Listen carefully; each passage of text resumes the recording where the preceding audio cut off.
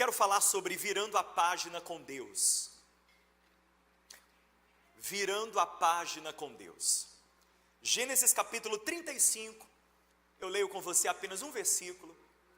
Assim diz a palavra de Deus. Disse Deus a Jacó: levanta-te, sobe a Betel, habita ali, e faze ali um altar ao Deus que te apareceu, quando fugias da presença de Esaú, teu irmão.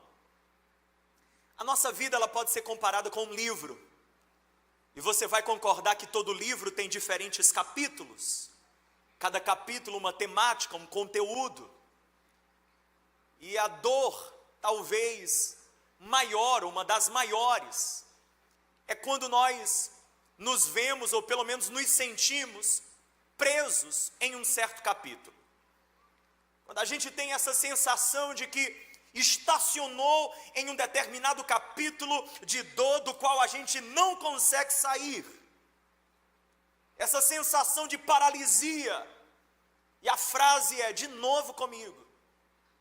A frase é: mais uma vez, eu enfrentando essa mesma luta, essa mesma batalha, esse mesmo problema.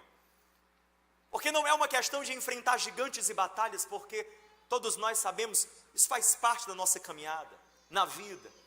Mas é enfrentar a mesma batalha, é não se graduar dela, é ter que revisitar sempre aquele mesmo gigante.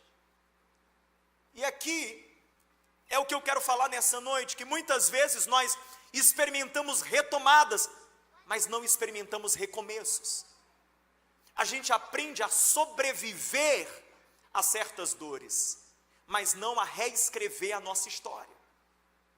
De maneira que a gente não vira a página assim de modo definitivo, não. A gente continua sempre voltando para aquele mesmo lugar. É um ciclo vicioso que não é quebrado. E hoje eu quero crer no nome de Jesus, que nessa noite Deus quer nos levar a um tempo novo. Que Deus quer quebrar ciclos na nossa vida, ciclos de dor. E eu quero declarar, e eu quero profetizar desde já essa palavra sobre você, que nessa noite você pelo Espírito Santo vai ser capacitado a virar certas páginas para as quais você não vai mais voltar. Eu estou falando de lágrimas que você vai derramar por esse motivo e por aquela questão, pela última vez, quem sabe.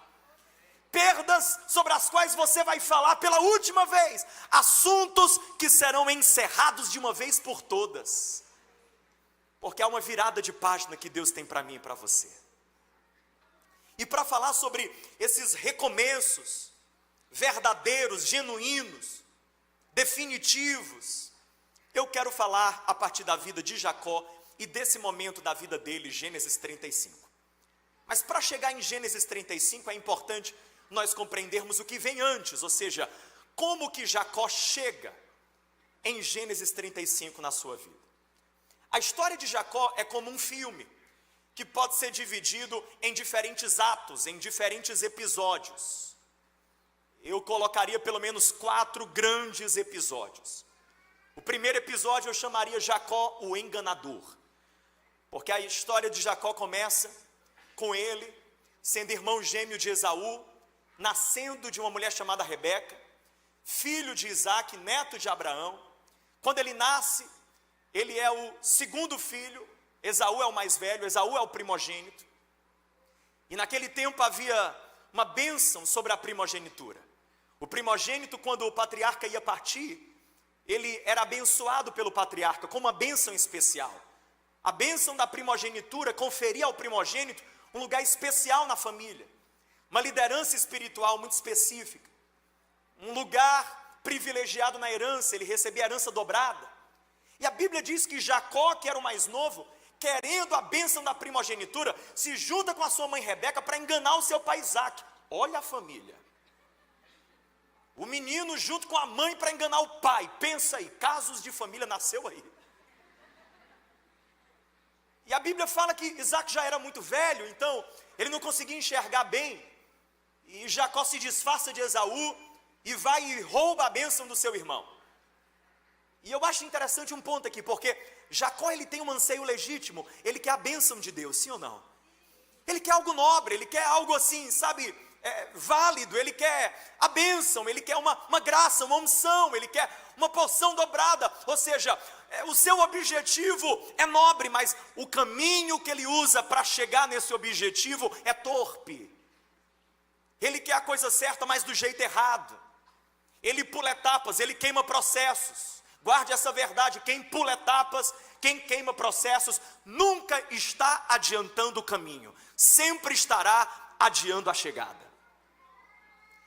Ele vai atrás da coisa certa, pulando etapas, queimando processos. Ele vai plantar engano, ele vai colher problemas. Porque a Bíblia diz que Esaú fica com ódio tal que ele quer matar Jacó. Jacó precisa fugir de casa. Ele sai da sua casa, entra então um novo capítulo da vida dele. Jacó o fugitivo, ele precisa fugir, e ele vai parar na casa de um homem chamado Labão, parente da sua mãe. E quando ele está na casa de Labão, ele é enganado. Aqui há algo interessante: Labão aplica com Jacó a tática que Jacó aplicou na casa de seu pai. O que Jacó planta na casa de Isaac, ele colhe na casa de Labão. Aqui é uma verdade, escute isso: você pode fugir de Esaú, você pode enganar Isaac. Deus dá um jeito de você ter um Labão no teu caminho, para a pedagogia da dor te ensinar que a vida não pode ser vivida sob quaisquer termos. A vida só dá certo quando vivida sob os termos de Deus. Labão é um instrumento pedagógico na vida de Jacó. A Bíblia fala que Jacó trabalha 7 anos para ter a mulher da vida dele. 7 anos. E é porque na noite que ele era para receber a mulher dele, a Raquel, ele é enganado, e Labão dá a ele Lia. E ele tem que trabalhar mais 7 anos por Raquel. 14 anos ele trabalhou por uma mulher. Ô homem apaixonado. Receba, minha irmã, nota de rodapé aqui para você: se o cara não está disposto a trabalhar duro para ter você, não te merece.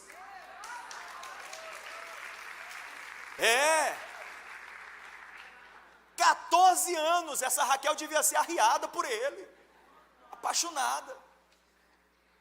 Ele então, escuta isso, vai formar a família dele, começa a crescer, começa a prosperar, e começa a gerar um problema, um atrito. Agora Labão quer se apropriar da prosperidade de Jacó. Tem gente que você cabe na vida dele quando é pequeno, mas quando você cresce, você já não cabe mais.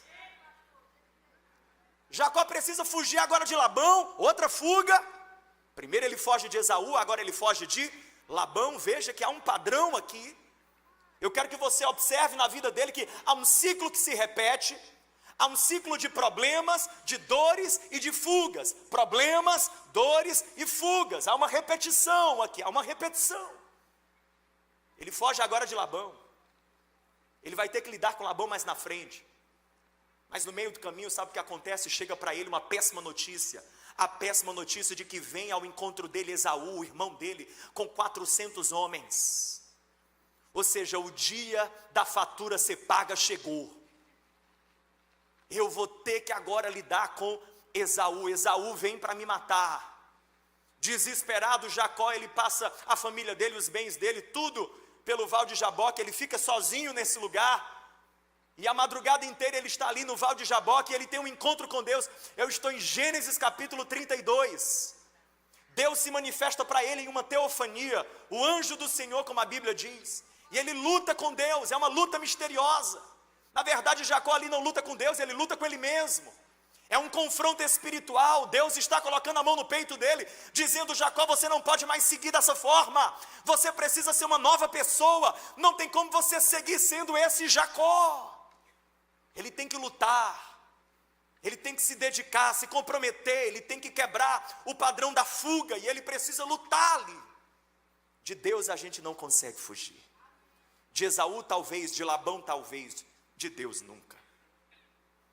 E ali diante daquela pessoa, do anjo do Senhor, dessa figura divina, Jacó tem a identidade dele mudada.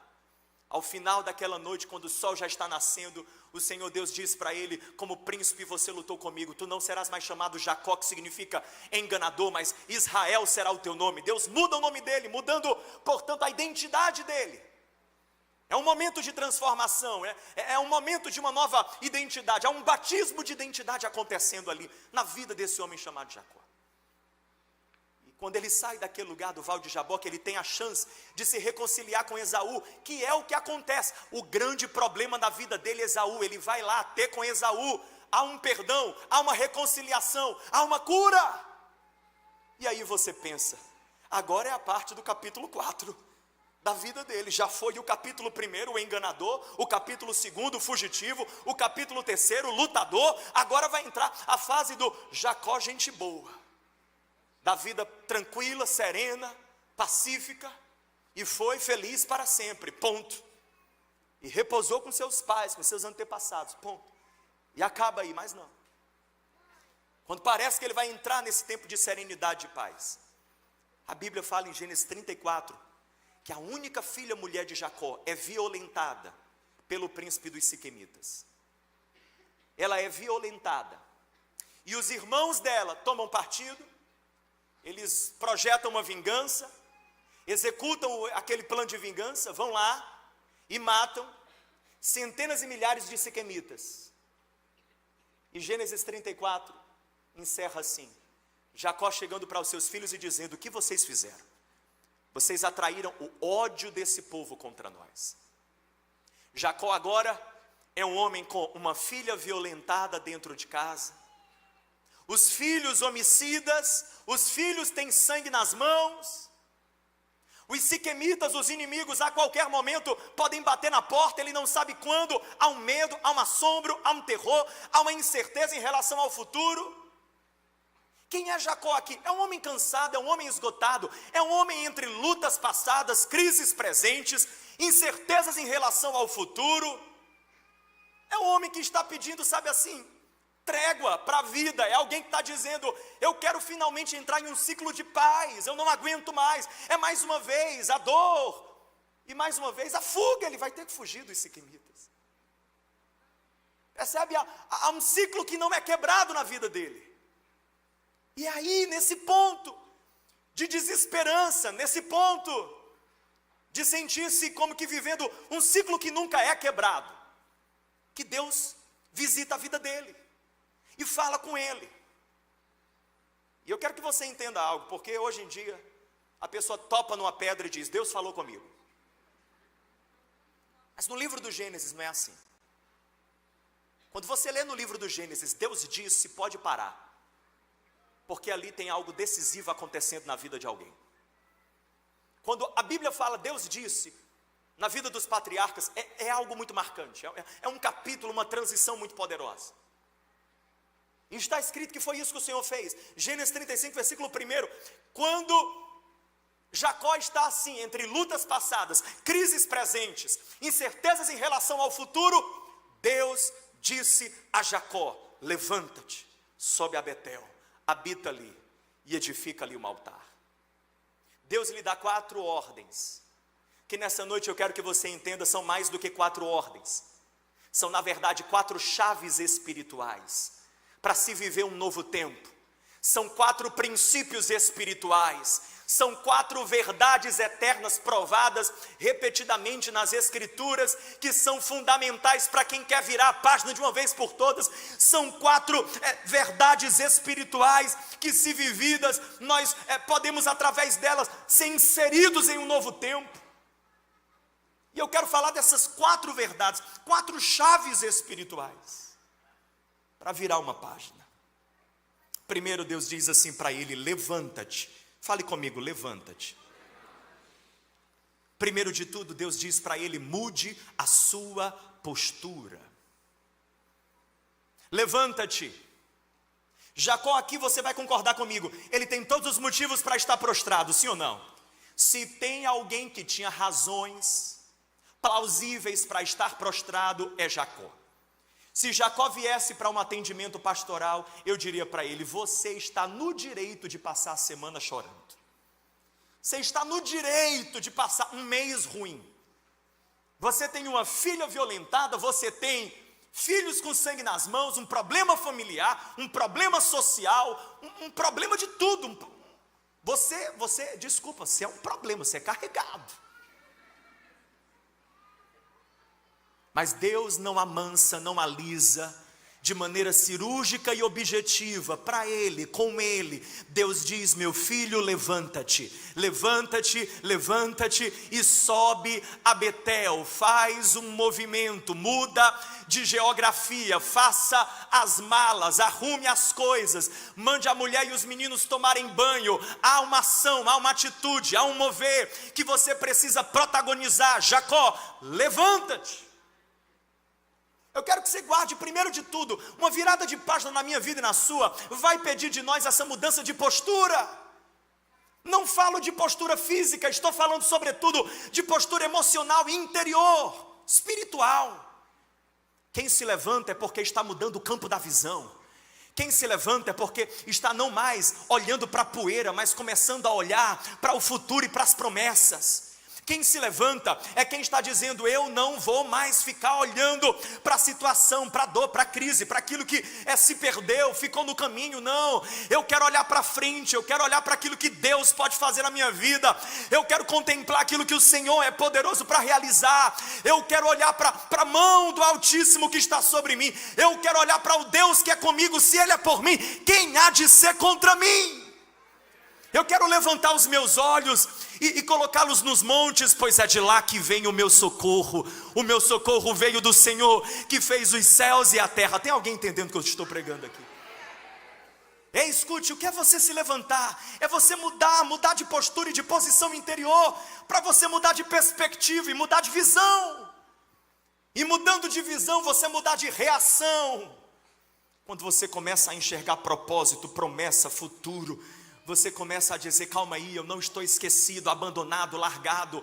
Há um Deus que é por mim, o Senhor da minha vida, o autor da minha vida, aquele que começou a boa obra na minha vida, é fiel e poderoso para completá-la até o dia de Cristo Jesus. Eu sou ovelha do bom pastor e Ele não falha. Ele na tarefa de me guiar, Ele não falha. Na tarefa de me sustentar, Ele não falha. Na tarefa de me abençoar, Ele não falha. De me cercar, de me proteger, de me capacitar, de me consolar, de me fortalecer, Ele não falha. Eu sou ovelha dele, do bom pastor de Israel. Eu sou ovelha dele, Ele cuida de mim. Eu tenho um pai, eu não tenho um chefe, eu tenho um pai que governa o universo. Escute uma coisa: levantar-se é romper com a paralisia da alma. Você quer ficar o quê? Com compromisso com o chão? Achatado pelo quê? Pelo peso da culpa, pelo peso da vergonha, pela marca dos ressentimentos, das mágoas, remoendo essas feridas, lambendo essas dores, se vitimizando. Deus está dizendo para você: chega, basta. Eu quero dizer profeticamente, alguém entrou nesse lugar por essas portas, precisando entender essa palavra de uma vez por todas. Deus tem algo lindo para fazer na tua história, mas Ele está esperando você dizer: o chão não é o meu lugar. Hoje é um dia de eu me levantar, hoje é o dia de eu erguer os meus olhos, hoje é o dia de eu colocar os meus olhos não mais naquilo que o diabo tentou fazer, e colocar os meus olhos naquilo que Deus fará. É tempo de você parar de dar crédito ao inferno. Todo mundo que escolhe em você, você fala o que é que não deu certo, o que é que perdeu, o que é que a fulana levou, o que é que disseram, a foto que mandaram, o print que disseram, não sei o que. E Deus está dizendo para você: chega, basta, está dando crédito ao inferno. Você tem que começar a dar crédito àquilo que Deus é poderoso para fazer na sua vida. Deus está dizendo para você: eu sou mais, e eu não preciso daquilo que se foi para realizar os meus planos na tua vida. Eu tenho planos de bênção, de futuro, de vida, de esperança, em nome de Jesus, meu irmão. Deus está falando comigo, Deus está falando com você. Escute uma coisa: chega de dar os fardos da vida, o poder de determinar sua postura. Ai, pastor, eu estou no chão, você sabe por quê, né? Por quê? Porque Jacó também tinha um porquê. A filha violentada, os meninos com sangue nas mãos, a família em crise, o futuro incerto. Ele também tinha motivos, e Deus olhou para ele e falou: levanta. Levanta. Talvez alguém diga assim: meu Deus, falta de empatia, né? Falta de empatia, de sensibilidade. Como é que Deus fala isso assim? Na lata. Pois é. Se eu falar para você que Deus diz nos evangelhos: levanta, para um paralítico, o cara que não consegue nem andar. João capítulo 5 diz que havia um homem que há 38 anos ele não andava. 38 anos, uma vida inteira. Jesus chegou para ele e disse: levanta-te. Interessante, Jesus não ora e depois diz: agora que eu orei, levanta. Não. Está escrito que Jesus chega por ali, olhou para ele, você quer ser curado? O cara começou com uma conversinha mole, mas sabe como é, né? É coisa de crente. Começou com uma conversinha mole, porque ninguém me coloca lá no tanque, porque ninguém, é sempre os outros, é sempre as pessoas, pobre de mim, coitado de mim, eu sou uma vítima da sociedade, do sistema, do mundo, da história. Aí Jesus olha para ele e diz assim: para disso, rapaz, sou eu que levanto você. Ei, levanta-te. Jesus não fez nenhuma oração, Jesus deu uma ordem. Jesus deu uma ordem. Eu não sei você, se eu fosse o paralítico, Jesus falasse levanta-te, eu olhava para Jesus e falava: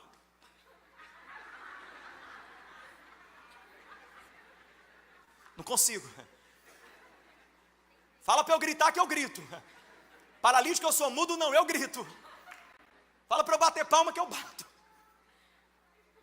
Jesus fala para ele exatamente para ele fazer o que ele naturalmente não conseguiria fazer. Jesus estava deixando um princípio claro: meu filho, escuta uma coisa, o milagre não é Deus agindo apesar de você, é Deus agindo com você. O milagre não é Deus agindo apesar de você. Isso, por sinal, é uma coisa que eu não entendo, eu acho que teólogo nenhum na terra vai conseguir explicar, que é o mecanismo do milagre. Como é que funciona a física do milagre? Primeiro vem o poder de Deus e depois vem a ação humana? Ou é primeiro a ação humana e depois o poder de Deus? Eu não sei, meu irmão.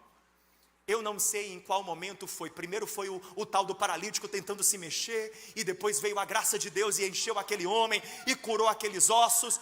Ou foi o contrário, primeiro veio a graça de Deus e depois o homem foi então capacitado pela graça se mexendo. Eu não sei, eu só sei de uma coisa: eu só sei que ao mesmo tempo era Deus agindo e o homem se mexendo. E Deus está falando para mim e falando para você: para de colocar na conta de Deus aquilo que Ele já te deu capacidade para você fazer. Deus nunca nos dá uma palavra que Ele não nos tenha dado graça para a gente cumprir. Quem faz isso é carrasco, não é Deus. Deus não é alguém que nos maltrata liberando palavras e ordens sobre nós que Ele não nos tenha dado graça para a gente obedecer. Se Ele disse levanta-te para o paralítico, é porque certamente o consolo dele, a graça e o socorro dele viria para levantar aquele homem. E Ele está falando para mim e para você a mesma coisa. Mas pastor, você não sabe, eu estou pior que o paralítico. Está pior que o paralítico? Deixa eu perguntar para você: está morto? Você está morto? Novidade, porque Jesus faz até morto levantar. Porque Lucas, a Bíblia diz, Lucas, capítulo 7, Jesus então ele intervém em um cortejo, está passando um caixão, é o filho de uma mulher, de uma viúva, ali na cidade de Naim. Ele toca no caixão e fala para o defunto: levanta. Até para defunto Jesus diz levanta. Jesus diz para o paralítico levanta, Jesus diz para o defunto levanta. Ele não vai falar para mim e para você? Não vai falar para você que o namorado deu um chute na semana passada? Não vai falar para você que perdeu o emprego? Não vai falar para você que está passando um momento difícil na sua saúde? Não vai falar para você, não vai falar para mim? Vai também, meu irmão. Escute uma coisa: há uma palavra de Deus sobre a minha vida, e há uma palavra de Deus sobre a sua vida essa noite. O céu está dizendo: chega, há uma ordem de despejo, você não vai mais morar prostrado nesse chão. Deus está dizendo: levanta-te no nome de Jesus. Glorifica a Deus aí.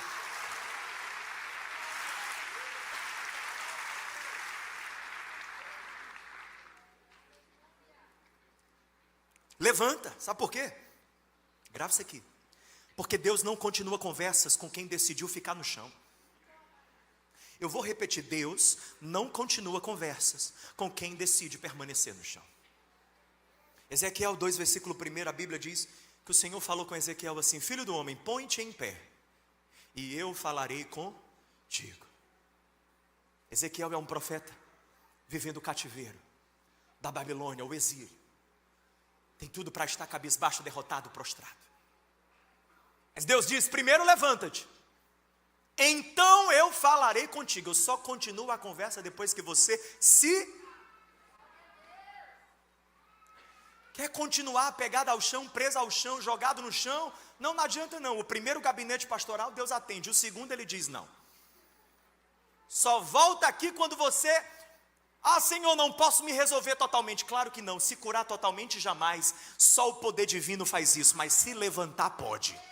Porque a graça já está à tua disposição, a unção para isso já foi liberada sobre você. Em nome de Jesus eu quero declarar e eu quero profetizar: o mesmo Espírito que levantou Jesus naquela manhã de domingo dentre os mortos, Ele está aqui nesse lugar levantando pessoas. O mesmo Espírito, o Espírito da vida, o Espírito do Senhor, o Espírito da ressurreição. E eu declaro e eu profetizo Ele alcançando a sua vida, onde você estiver dentro desse auditório. Eu oro que a graça de Deus te pegue pela mão e lembre você: o chão não é o teu lugar, você vai se levantar em nome do Senhor, em nome de Jesus. Mas Deus diz mais. Segundo, olha o segundo comando. Deus diz: sobe a Betel. O que é Betel? É uma cidade que tem um simbolismo na vida de Jacó, porque Betel foi o lugar em que Jacó teve o seu encontro com Deus. Gênesis 28 nos diz que quando ele fugia de Esaú, no deserto, ele para então em uma noite para repousar, coloca a cabeça dele em uma pedra. A pedra naquela noite serve de travesseiro. E dormindo ali, ele tem um sonho.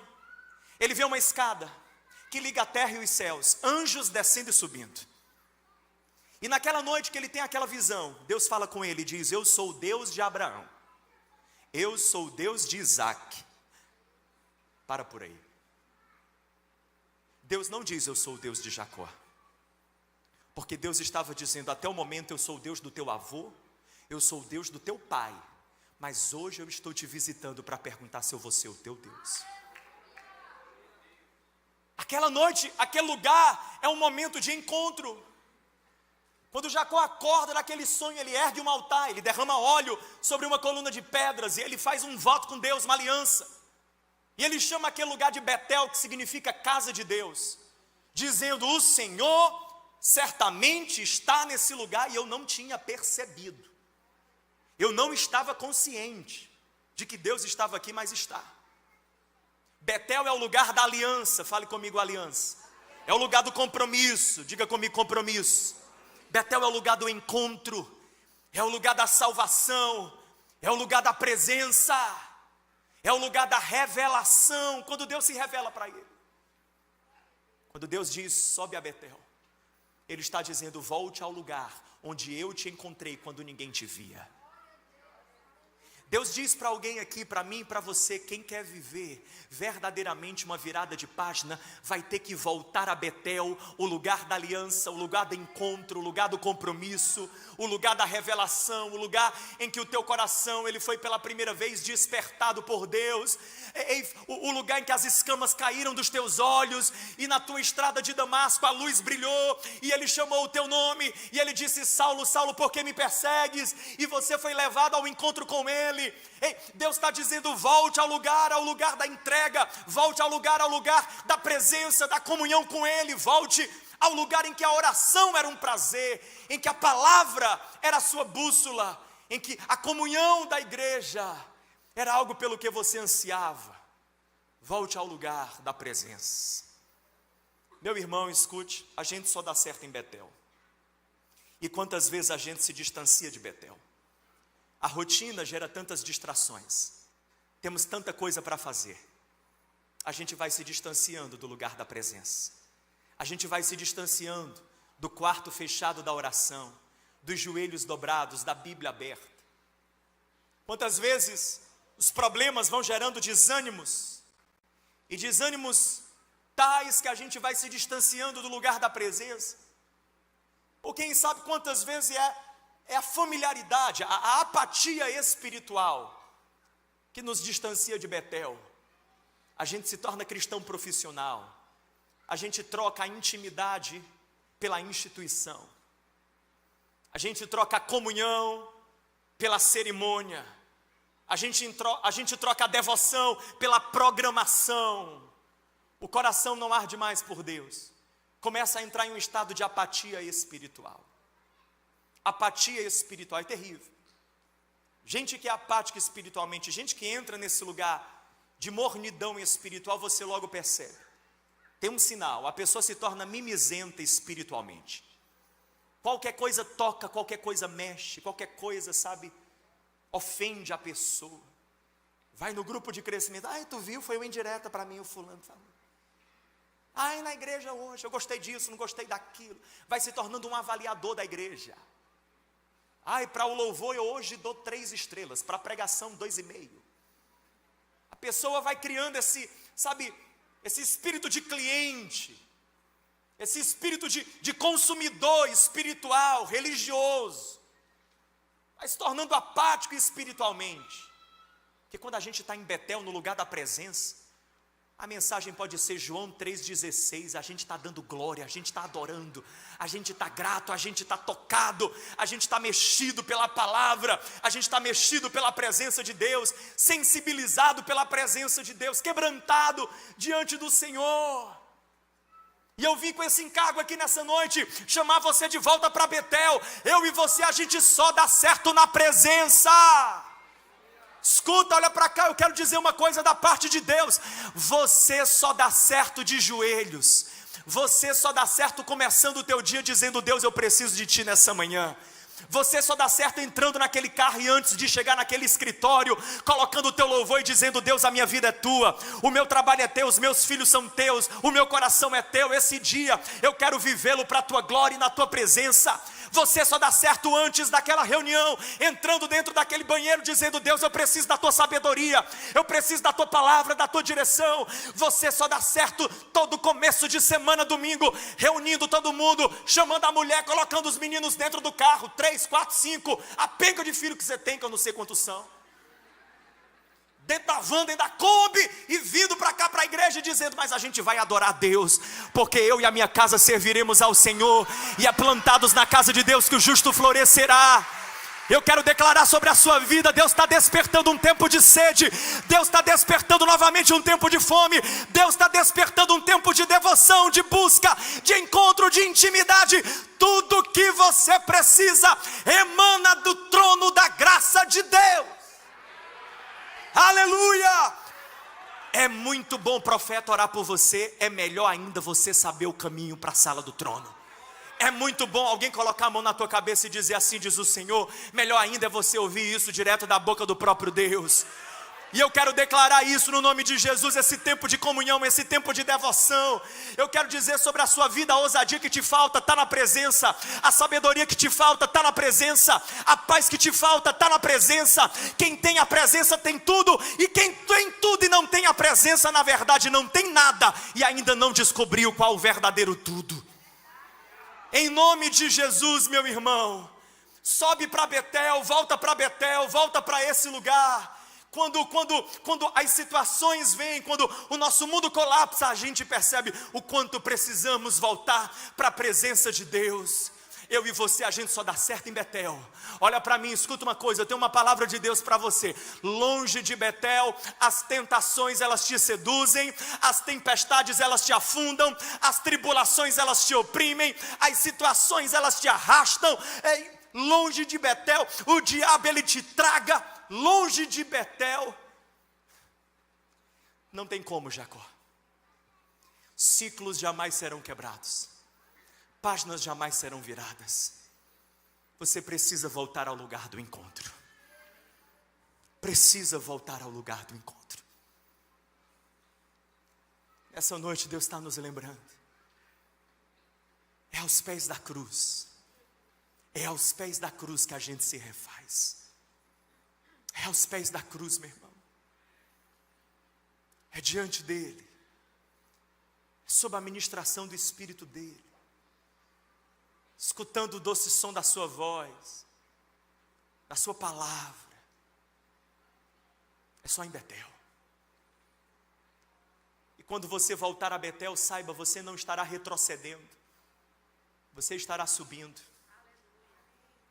Não existe lugar mais elevado na vida do que a presença de Deus. Não há. Mas Deus diz mais, diz assim: habita ali, terceiro comando. Betel não será mais o teu lugar de passagem, será a tua residência. Não será um lugar temporário, será um lugar em que você vai firmar estacas, firmar sua vida, sua estrutura. Habita ali, fique ali. E eu quero dizer sobre a minha vida e sobre a sua: para quem quer virar páginas, precisa estabelecer algo chamado constância espiritual. É tempo de nós habitarmos na presença. É tempo de nós habitarmos na presença. A Bíblia diz, Salmo 91, versículo 1, você conhece esse versículo? Salmo 91, versículo 1, diz: aquele que habita no esconderijo do Altíssimo, à sombra do Onipotente, descansará. O descanso é a promessa, mas habitar no esconderijo do Altíssimo é o princípio. É para quem habita que vem o descanso. E eu quero profetizar isso. Enquanto o louvor retorna, o louvor pode vir, o louvor vai trabalhar bem muito hoje comigo. Escuta para cá, ó, presta atenção. Eu quero declarar essa palavra sobre a sua vida. O tempo da oscilação espiritual acabou. O tempo da sua vida espiritual está condicionada à sua vida emocional, acabou. O tempo de você abrir a boca e falar assim: não vou hoje não. Por que você não vai? Porque eu não estou bem. É exatamente quando a gente está péssimo que a gente mais precisa. Está brigado com a mulher, é aí que tem que ir para o grupo de crescimento. Está ruim, não quero ver ninguém, é aí que você precisa estar na casa de Deus. Sorrir e ainda falar assim: ó, a paz do Senhor. É exatamente nesse momento. Escuta, qualquer dia desse eu vou colocar uma placa nas portas aqui da igreja. A placa vai dizer assim: só entra quem precisa. Quem não precisa, dá lugar para quem precisa. Só entra quem está precisando. Ei, está encerrado na sua vida em nome de Jesus. Eu quero declarar o tempo da oscilação espiritual, o tempo de você ficar como as ondas do mar, uma hora lá em cima, depois lá embaixo. Chega de montanha russa, chega disso. A vida oscila, as situações oscilam, mas a tua fé precisa estar ancorada no Deus imutável, no Deus inabalável, nas promessas da sua palavra. Você precisa ser alguém, meu irmão, que quando está tudo desabando, o teto caindo, o chão se abrindo, as paredes rachando, você está com os pés firmados na rocha, dizendo: daqui ninguém me tira, daqui ninguém consegue me remover. O inferno pode tentar o quanto for, eu habito na presença do meu Deus. Eu habito na presença do meu Deus. Você recebe isso? Porque a inconstância espiritual tem sabotado a sua colheita. Quem não permanece tempo suficiente plantado não consegue desfrutar da colheita. A colheita demanda tempo. A colheita demanda tempo. E a Bíblia Sagrada compara muitas vezes nossa vida espiritual com o processo da frutificação de uma árvore. Até o que eu sei, a árvore, ela precisa estar plantada, regada, tempo suficiente para que então venha a colheita e nela venham os frutos. Se eu fico arrancando as raízes antes do tempo, eu não vou chegar na estação dos frutos.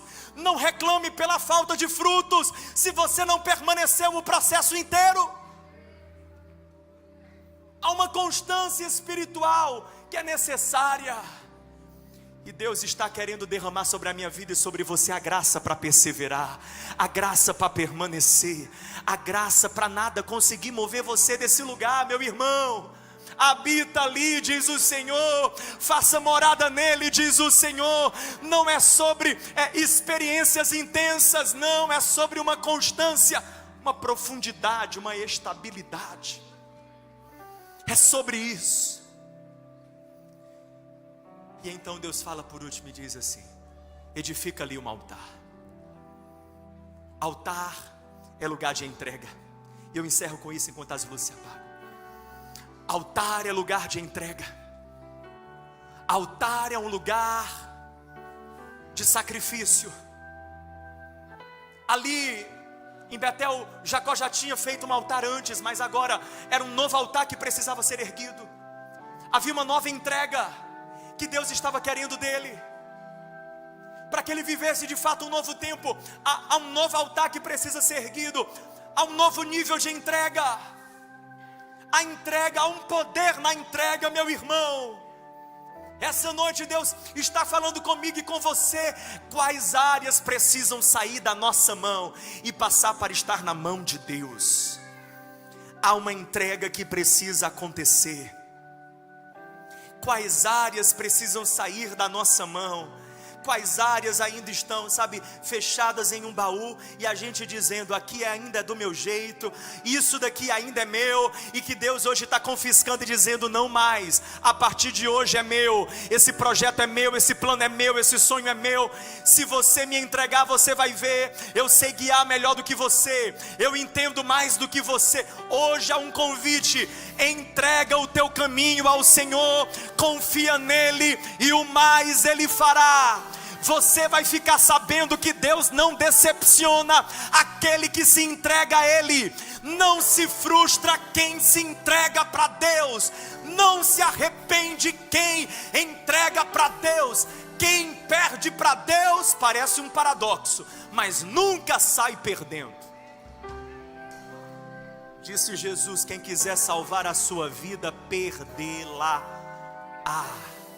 Perca para mim que eu vou te entregar a vida de verdade.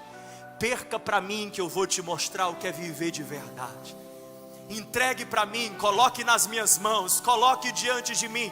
Há um altar que precisa ser erguido, há um altar que precisa ser erguido. Eu sei que a gente quer atalhos, nós queremos viver um novo tempo sem altar, nós queremos viver um novo tempo sem entrega, nós queremos viver um novo tempo sem renúncia, nós queremos viver um novo tempo sem colocar tudo nas mãos de Deus e renunciar aquilo que é caro para nós, e sem sacrificar aquilo que é caro para nós, sem dizer, Deus, sabe de uma coisa, se o Senhor quiser eu sigo com isso, mas se o Senhor não quiser, se não é do teu plano, não é da tua vontade, também não vale mais a pena para mim. Esse trabalho, esse projeto, esse emprego, essa pessoa, esse relacionamento, se não é para ti, para a tua glória, não cabe mais na minha vida. Quando você coloca tudo no altar, quando tudo na tua vida passa pelo altar, aí você está preparado para viver uma virada de página. A gente quer atalho, a gente não quer altar. Eu vou repetir, a gente quer atalho, a gente não quer altar. Mas se tem alguém nessa noite dizendo, Deus, eu quero quebrar certos ciclos e eu quero viver uma nova estação na minha vida, o Espírito Santo te trouxe essa noite para dizer, não tem atalho, mas tem altar. Não tem atalho, mas tem altar. E o que você colocar no altar, eu coloco a minha mão. E o que você colocar no altar, eu coloco a minha graça. E o que você colocar no altar, eu coloco a minha bênção. E o que você colocar no altar, eu vou dar a direção, eu vou dar a orientação, eu vou dar rumo, eu vou dar futuro, eu vou escrever o desfecho daquilo que você colocar no altar. Tem alguém que já está entendendo por que precisava vir ao culto hoje?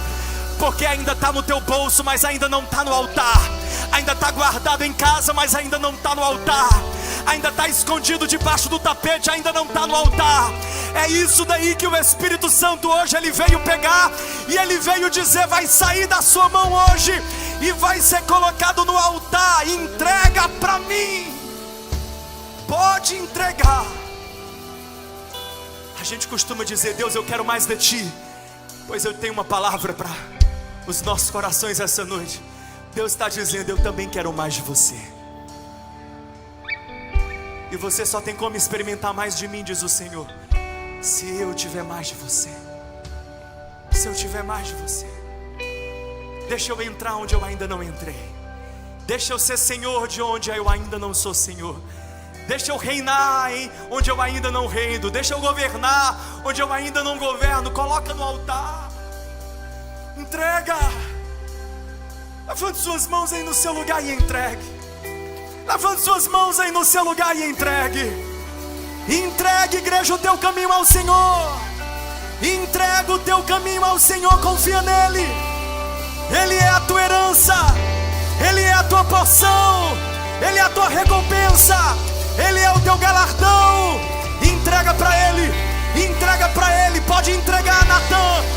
A graça de Deus será sobre ti, a honra de Deus será sobre ti, a mão de Deus será sobre ti, a provisão de Deus será sobre ti, a recompensa do Altíssimo será sobre ti. Pode entregar.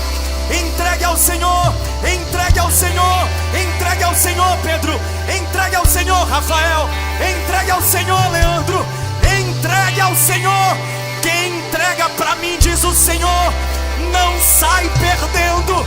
Eu sei trabalhar naquilo que você me entrega, eu sei curar aquilo que você me entrega, eu sei dar propósito àquilo que você me entrega. Eu sei Eu sei, diz o Senhor, pode entregar. Entrega o teu caminho a Ele, confia nele, se renda a Ele, coloque tudo diante dele. Ele te levanta, Jacó. Levanta os teus olhos e contempla. Há um novo tempo, há uma nova estação, há uma nova graça, há um novo capítulo se desenhando diante de ti. Entra com ousadia, entra com ousadia, entra com ousadia. Esse ciclo de dor se encerra, esse ciclo de dor se encerra. Pode se despedir, pode dizer adeus, pode terminar. Aquilo que já foi não será mais. Há uma graça nova vindo ao teu encontro, há uma graça nova vindo ao teu encontro.